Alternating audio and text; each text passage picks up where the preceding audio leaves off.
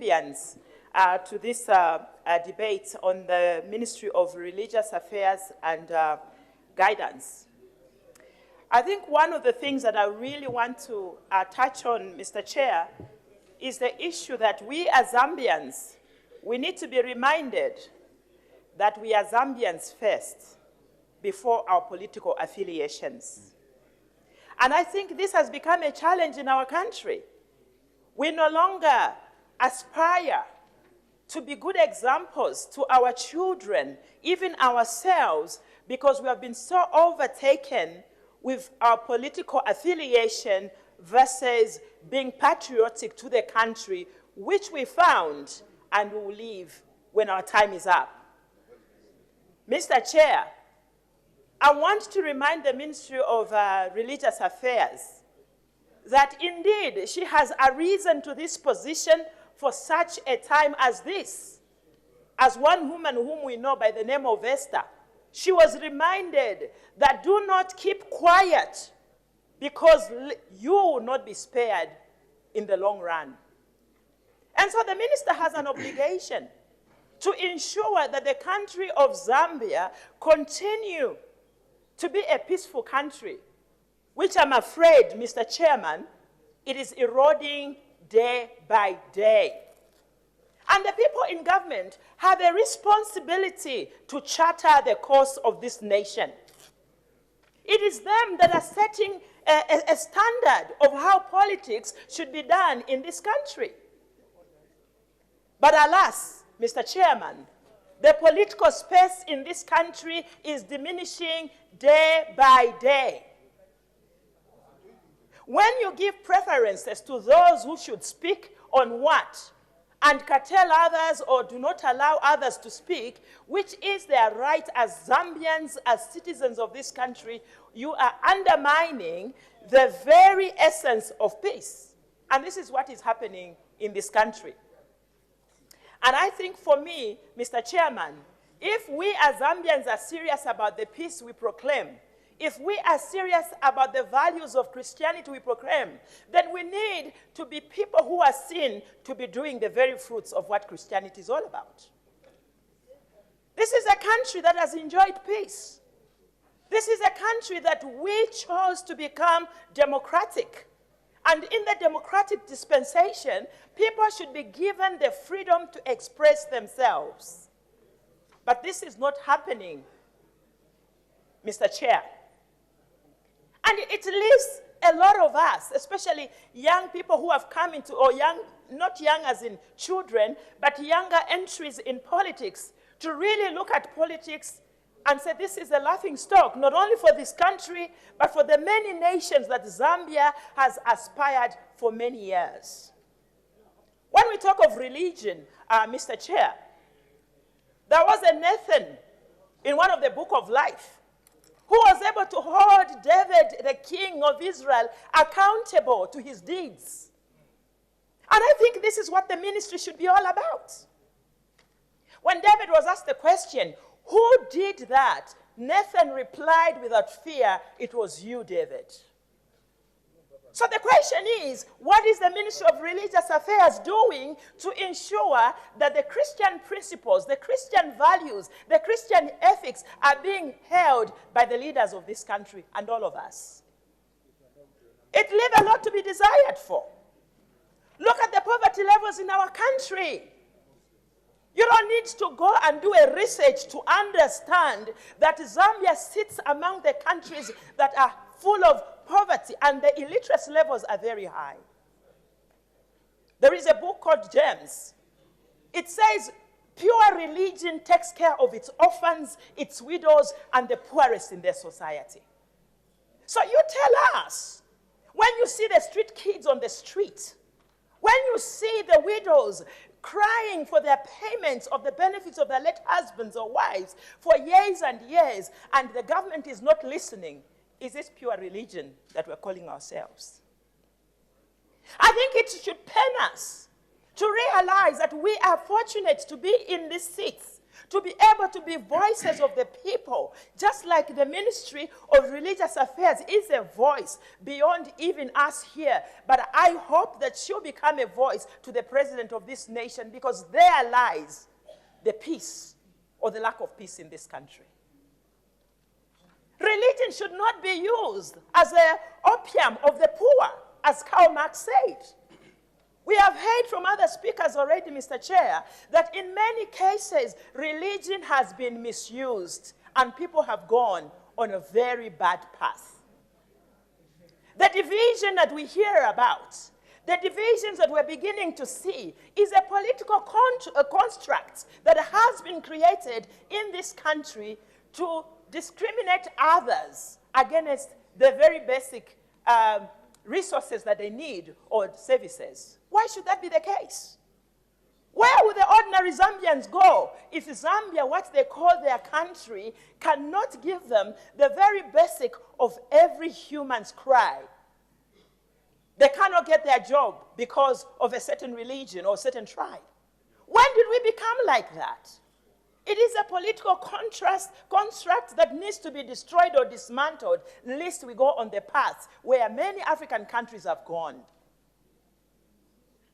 Mr. Chair, it's important to understand that some of us may have the privilege to leave this country, but that is not the reality of the nearly 15, 16 million people here in Zambia. When this country goes ablaze, it will be too late, and we have a responsibility as leaders to do the right thing.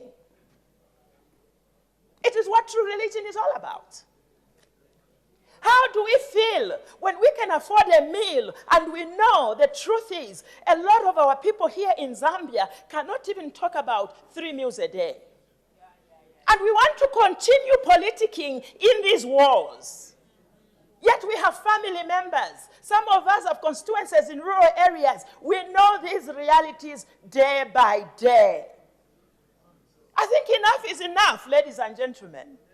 And I think Zambians are saying enough is enough. We are becoming a disgrace. Why should that be? This ministry, I have to declare that I am a theologian by background. And I've pastored and trained a lot of pastors overseas. This is not the conversations we should be having in 2018, talking about this political space for other people is diminishing, while if you're in PF, then you're given the platform. Why should that be? It hurts because it threatens the very fabric of our nation. If there's one thing that is constant in life, is change. PF, you have a responsibility to do your mandate, for you have few more years before 2021.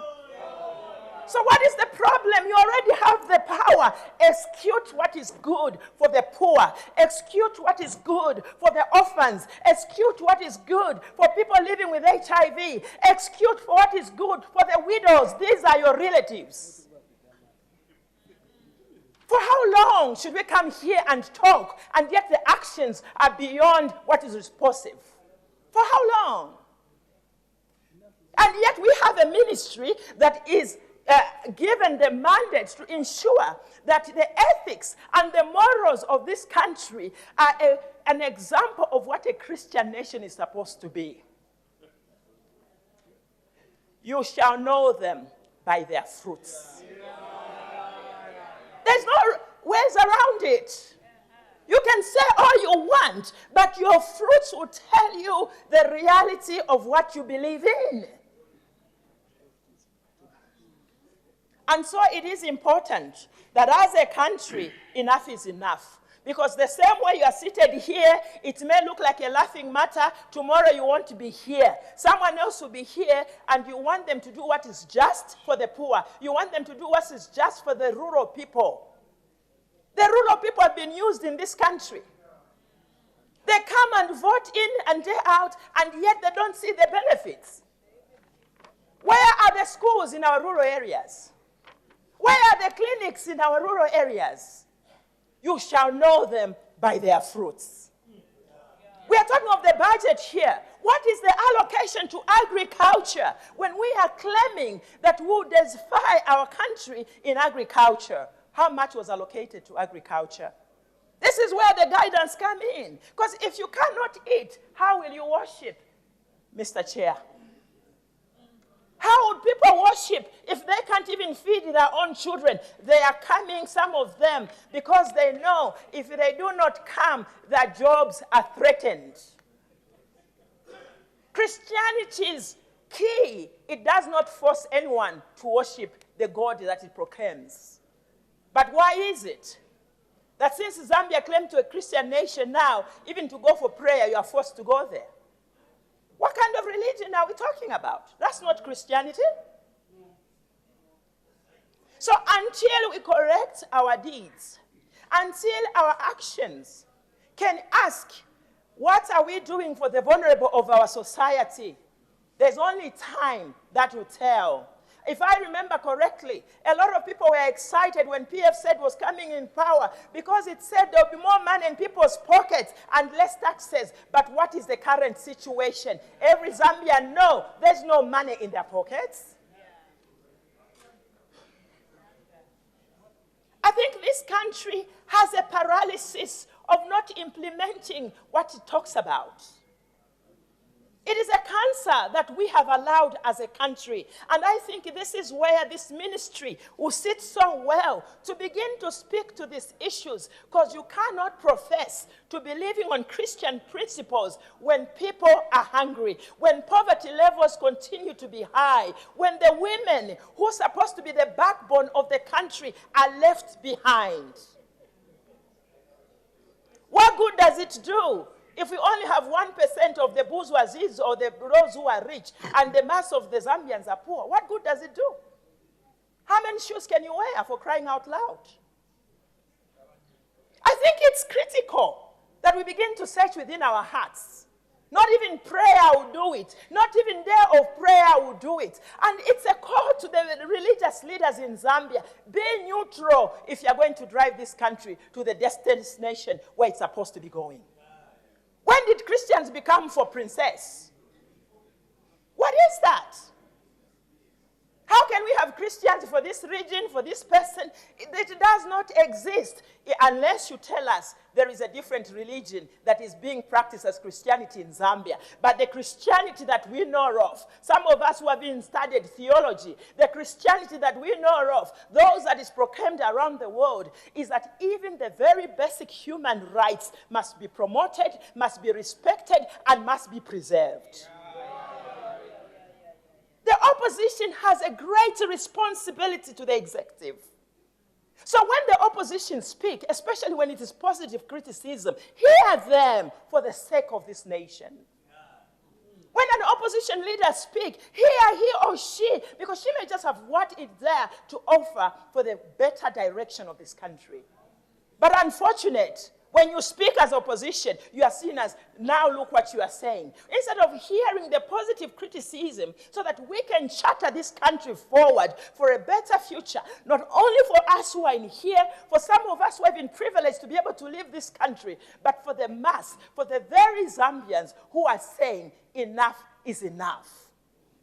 Until this government can do that, until we can be honest with ourselves that the reason we came here is to represent the people, not our individual ideas, we need to change. And if there is any guidance, Madam Minister, it is to guide our national leaders, because we need the Nathans of today. We need the Esthers of today who will stand up and speak truth to the leaders so that we may preserve the very fabric of this nation. I thank you.